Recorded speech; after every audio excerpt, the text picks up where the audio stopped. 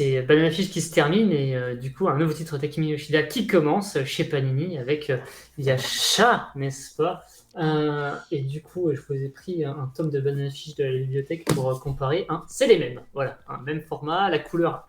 Vous ne pourrez pas vous tromper, hein, même la police, je crois, c'est la même. Hein, donc franchement, vous ne pouvez pas vous tromper. Hein, voilà.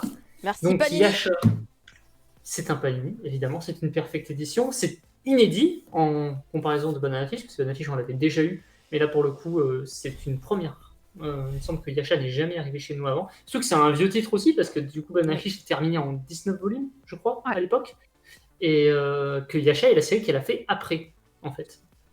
Donc la Yasha date de 97. On est dans la même ambiance que le précédent cité, avec une pointe de techno-thriller SF autour de la génétique. L'histoire, c'est celle de Sei, un jeune gamin enlevé alors qu'il avait 12 ans par une société pharmaceutique américaine en perdant au passage sa seule famille parce que sa maman est abattue sous ses yeux.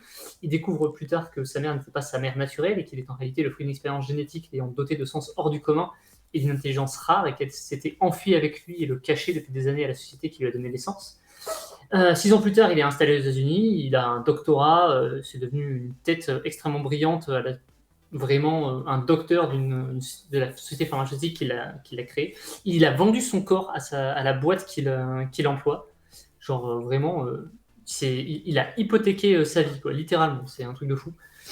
Et malgré tout, il décide, parce qu'il a un coup de bol, il y a un coup du destin qui fait qu'il a peut-être moyen de retourner au Japon, et il va le faire. Du coup, il va en profiter pour leur échapper d'une certaine façon.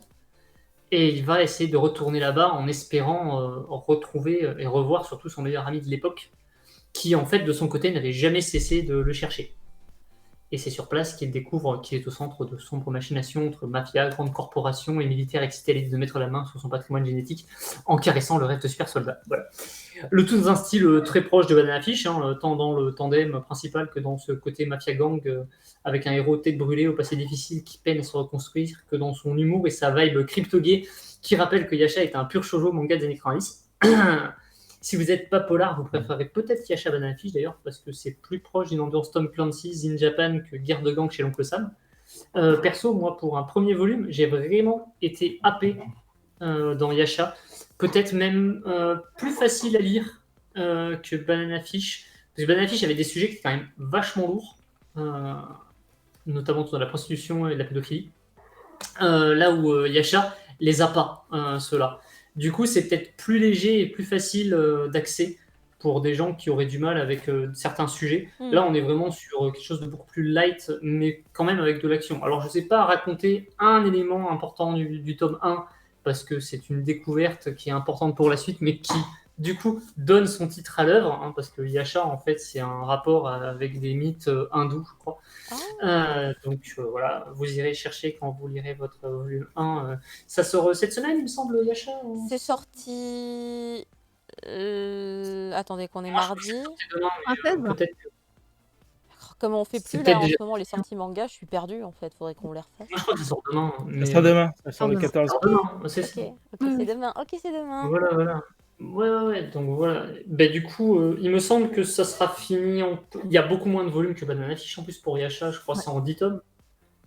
Du coup, on en aura 5. Ah, d'accord, j'ai dit 10 tomes avant. Voilà. 10 tomes dire, mais c'est déjà ce qu'il y a pour Banana Fish. 5 volumes. Voilà, c'est ça. Donc voilà. Après, sur la fabrication, très cool. Toujours avec Panini, vous avez droit à un petit machin au milieu. Genre, vous avez. Voilà. Alors cette fois, c'est pas des ex-libris, hein, c'est un marque-page, mais c'est cool. Hein. On avait aussi pour Twisted Story Boys, c'est un peu la même chose. Là, ils auraient pu se permettre peut-être l'ex-libris, c'est pas un titre aussi vendeur. Mais après le carton de Banana Fish, je me dis que Yoshida est peut-être bien parti pour une belle relancée chez nous. Après, Yasha, c'est clair qu'on est dans la même vibe et ça n'a rien à voir avec le titre qui est sorti chez Kana, qui est excellent malgré tout, mais qui est complètement passé sous les radars et c'est un peu dommage, quoi. Mais c'est peut-être l'arrivée tardive d'une grande autrice du shoujo qui méritait enfin sa reconnaissance chez nous, quoi. C'est ce qu'on disait la semaine dernière, tu sais, quand je disais que les shoujo SF avaient été éclipsés dans les années 2000. Bah, tu vois, voilà, typiquement, le genre d'histoire qu'on avait plus souvent l'habitude de lire avant, Yasha, ouais. ont un peu disparu. Banana Fish. Banana Fish en polar, Mm, Yasha, il y a ouais. le clan Po en fantasy, enfin fantastique du coup, Ouais. il va arriver chez nous, chez Héritage là. Donc franchement, c'est très très cool de voir Ouais. le retour de ce show-là. Ça n'a rien à voir avec ce qui a été fait. C'est vrai que Kamakura Diary, ça n'a rien à voir avec Yasha, quoi. Et tu te demandes même comment ça peut être la même autrice. Alors le dessin, tu le reconnais bien, mais alors l'ambiance et l'humour est Pas pareil. présent, mais c'est pas du tout la même chose. Franchement, on est sur quelque chose de beaucoup plus actuel en termes Et de Akimi concept, de sujet Yoshida, et tout. est-ce qu'elle fait des titres actuels là en ce moment? Elle publie dans un magazine, Elle enfin elle doit est publiée? continuer à publier, hein. Ouais, ouais, je pense, hein.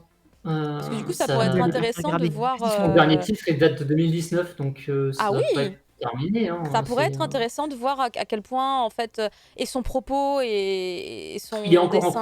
dessin, Ouais, ouais. a pu évoluer en fait, tu vois? Avec les années. Moi ça m'intrigue Ben, énormément. pour le coup, je vois qu'en tout cas dans les années 90, elle était sur une grosse vibe polar action très très chouette, qui va Ouais. plaire à peu près tous les publics. Et par contre, Kamakura Diary, qui est un titre plus récent, qui du coup avait été adapté en live, là, c'était Koreeda qui l'avait adapté, je crois. Je sais pas. Et c'est vrai que c'était, comment il s'appelait, Notre petite sœur, je crois, Ouais, le notre titre petite sœur. c'est ça. Ouais, c'est Koreeda, voilà. Et c'est vrai que ça n'a rien à voir dans le thème, et peut-être qu'il y a eu un glissement au fur et à mesure des années, parce que Yasha, c'est les années 90, Banana Fish aussi. Banana Fish, c'était même fin 80, début 90. Donc on est vraiment dans la vibe de cette période-là, et peut-être que dans les années 2000, il y a eu un shift vers quelque chose de plus sensible et de un peu plus sentimental, peut-être, faut voir. En tout Elle a cas, elle a c'est moins évolué, quoi. critiqué sur Kamakura Diary et beaucoup plus sur Mmh. Yasha et Banana Fish, c'est certain. C'est pas pour me déplaire sur Yasha, hein. Mais après, c'est vrai que si vous aimez l'autrice, on reconnaît son style.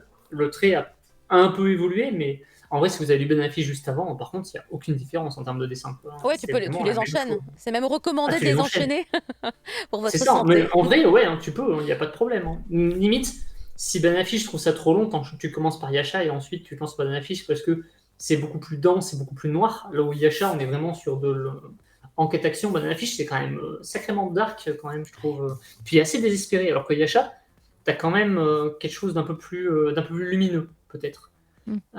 Donc voilà, c'est au choix en fonction des goûts des gens, peut-être. Mais Mmh. moi, de toute façon, c'est un oui pour les deux, hein. Mais oui, C'est évidemment. must have absolu, Akimi Yoshida. Merci beaucoup, Prof. Isekai. On va du coup terminer avec la dernière review de l'émission. C'est